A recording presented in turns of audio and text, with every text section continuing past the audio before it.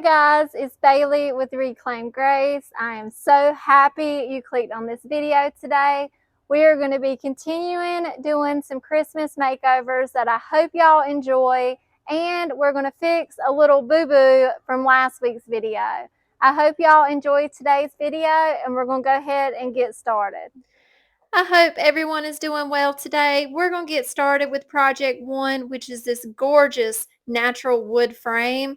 I thrifted for $1 and I got a couple of them. I love this natural wood look to this frame, so we're not going to be doing anything to it. We're just going to be making some gorgeous artwork to go on the inside. I measured and cut a piece of foam board to fit inside of our frame, and this is a mold I picked up offline. It is a gorgeous Nutcracker mold by Redesign with Prima. I am a huge fan of Nutcrackers during the Christmas season, so I wanted to support another small business and decided to purchase this on their website. I am mixing up some fabric cast, 2-part resin, and pouring it into the entire mold. In about 5 minutes, your castings are ready to demold, so I'm just going to pop them right out and look at the details on these little guys. They are so cute. I did overpour my resin a little bit because I am a very messy crafter, so I just used my X-Acto knife to trim off any of those little bits.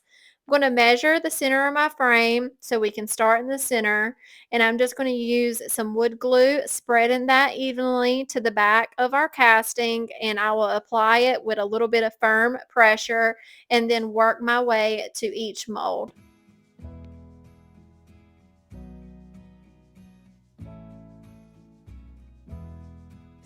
Since I'm working with a thinner glue, I'm just going to use a paintbrush and a wet paper towel to clean up any of that glue squeeze out, because that will be a headache to clean up if we let that dry. So make sure to clean up any of the glue that squeezes out from behind your mold as you go. I do want to mention, I wish I would have never glued these molds to the foam board. Once I added paint to it, it kind of warped. So I do end up taking all of my molds off of this backer board and cutting a piece of 1/4-inch plywood down to fit in my frame, and do everything I'm showing you in these steps all over again.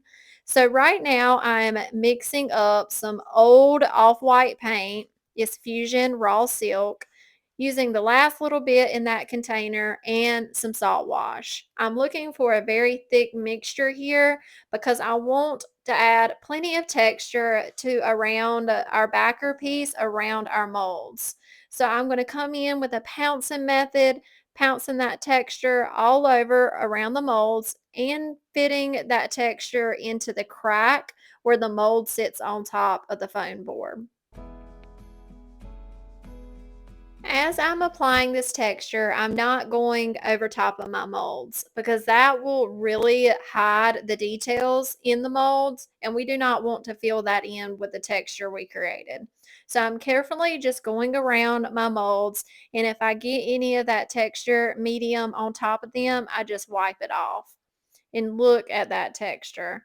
I want this piece to look kind of like plaster when we get done with it. So now we're going to paint the actual molds. I just watered some paint down in the lid, and I'm just going to give this a couple coats, just making sure all the nooks and crannies of the mold is painted.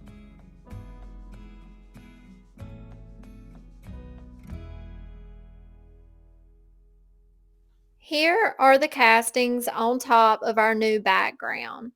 I cannot believe I did not record me waxing this piece, but y'all, I did not hit the record button. And honestly, I really wasn't happy with this wax job. It came out a little too dark and I couldn't get it to pull back enough.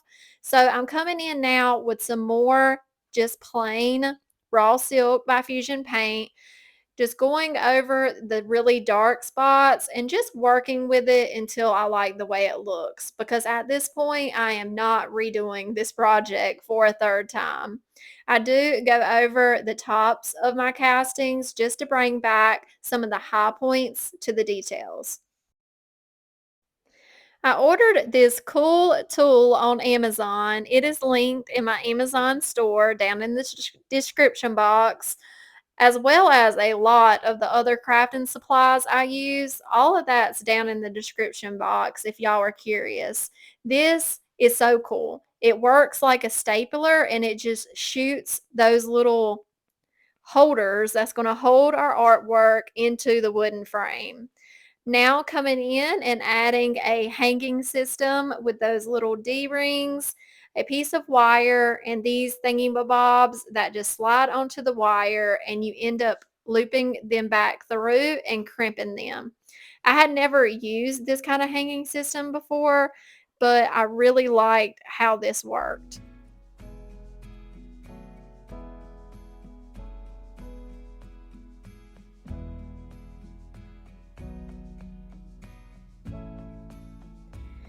And after many struggles and 3 redos, this is how our Nutcracker artwork came out.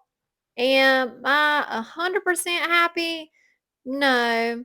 I wish I would have used a dark glaze instead of the dark aging wax, but I do love it. Y'all let me know what y'all think down below. I would price it at $25.95. Here is Roscoe. This is my baby boy. He wanted to say hey to y'all and welcome all the new subscribers.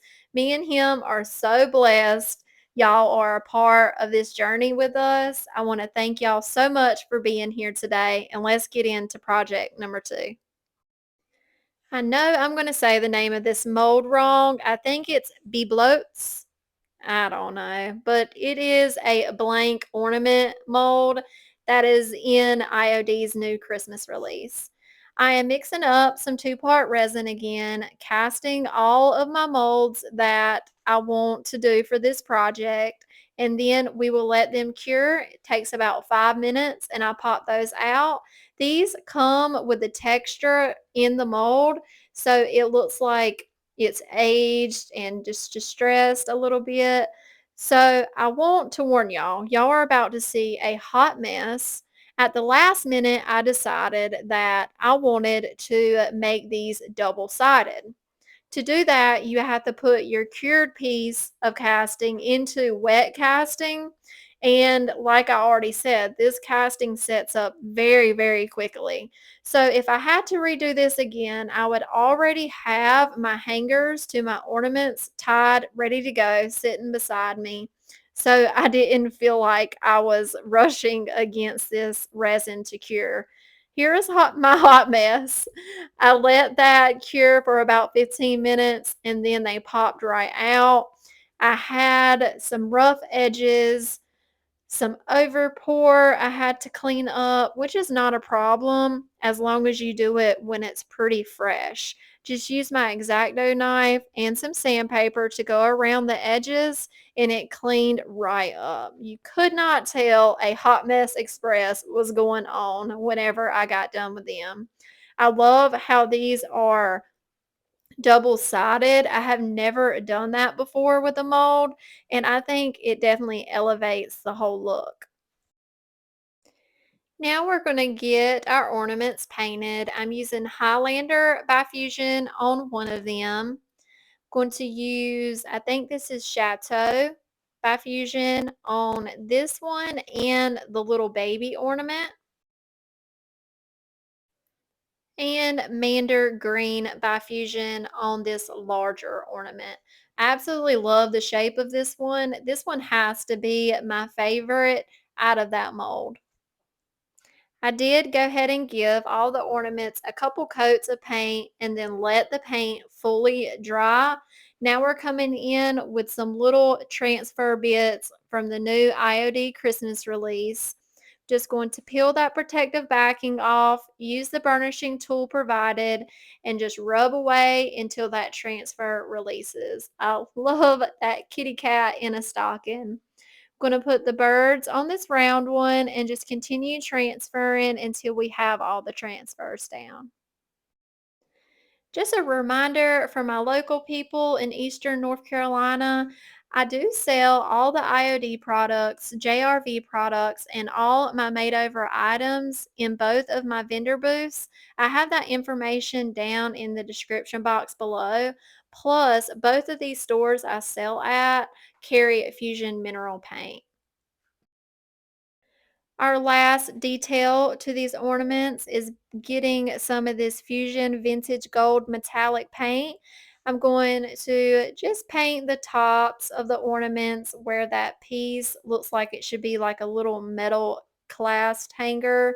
And I'm also going to use that same paint to just add some details to some of the molds to down on the little point and to frame in our design.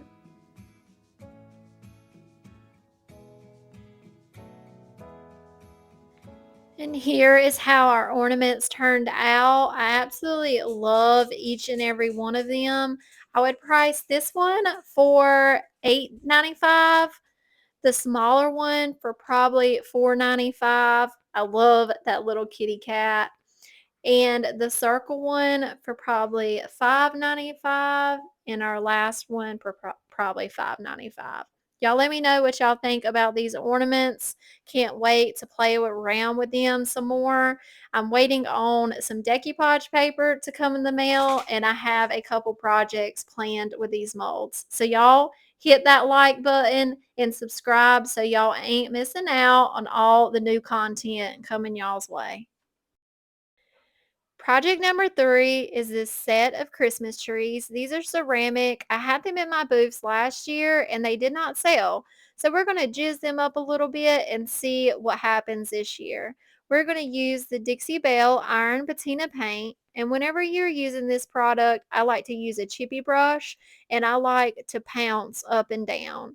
We are trying to create an aged metal rusty crusty look, and that is always texturized. So remember this whenever you're using the product, it always comes out a lot better whenever you pounce up and down and give your project some texture.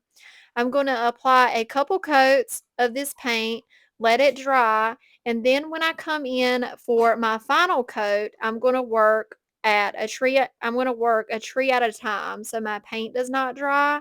And I'm using here the Dixie Belle green patina spray. I lather my trees down because I love how this product looks. And then I let that sit for about 3 minutes. Then I come in with a paintbrush with my blue patina spray, and I'm just going to add little hints of the blue to both of my trees.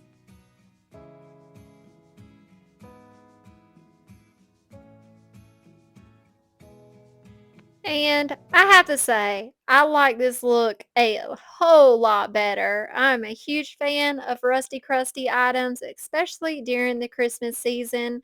Y'all let me know what y'all think about these pear trees. I would price them at $19.95.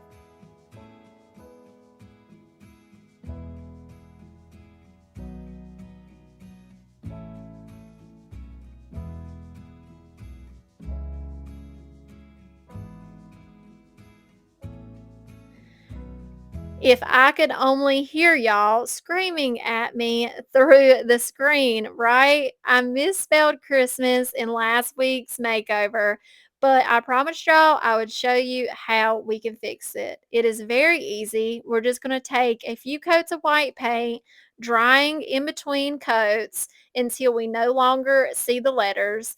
Then we're going to come back in with the same two letters arranged correctly this time, just moving too fast last time. We're going to use the IOD ink, re-stamp them, get any excess ink off of our mount, and press lightly. And I did not like the way the eye came out. So the great thing about the IOD ink is as long as you work quickly, you can wipe it away with a baby wipe. So I just re-inked that eye, went in for it again, and I set the heat with my heat gun. I'm sorry, I set the ink with my heat gun. I did apply a little bit more dark wax to that area, and this is it. Thank y'all for letting me know that in the comments below last week because I did not even realize I misspelled Christmas. And I had it for sale in my booth, y'all. Thank y'all so much for being here with me today. Hit that like button, comment right now down below on what your favorite project was today. Thank y'all. Bye.